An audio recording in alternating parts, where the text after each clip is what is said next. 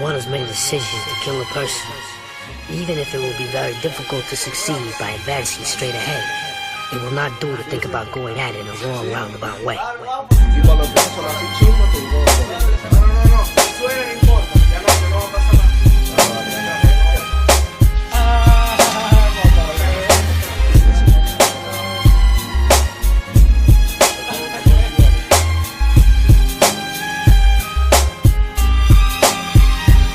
Recito y pienso, con ganas de pisar la gloria. Mi voz veloria va a masacrar a tu memoria. Mi sangre va con odio contra la falsa moda de bichas que apoyan tus letras de cuquio por joda. No me incomodan comentarios de aquellos que no han vivido lo que vivo, porque es pa' mí nada más y ya. Mientras tu papá pachangueo del liceo, yo convivo con los míos pa' hacer rap y fumar ganja.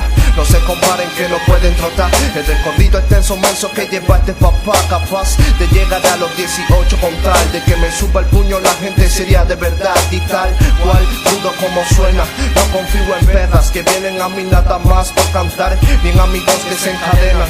Hablan de realismo y su primera acción es traicionar. Va, nunca doy tregua alguna. Pato de laguna es distinto, te dejo con la zip hasta que el sol salga de luna. Y por lo menos porten algo de seriedad now. Fuck visuela con la pandilla merma, sacando tuercas de los que me quieren mochar.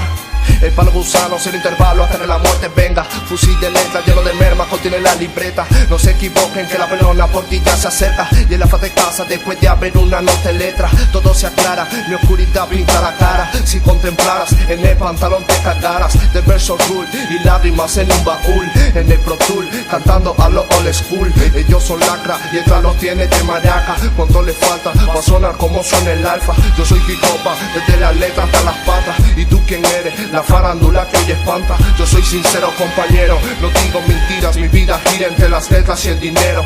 Noches explotando el tintero y botando el humo para arriba pa' que se fachen en los cielos. Guerrero caminando el área, tumbando vallas. Y ahora es que la guerra falta, pero la partiré con rabia, como este big wannabe que te viene partiendo las nalgas.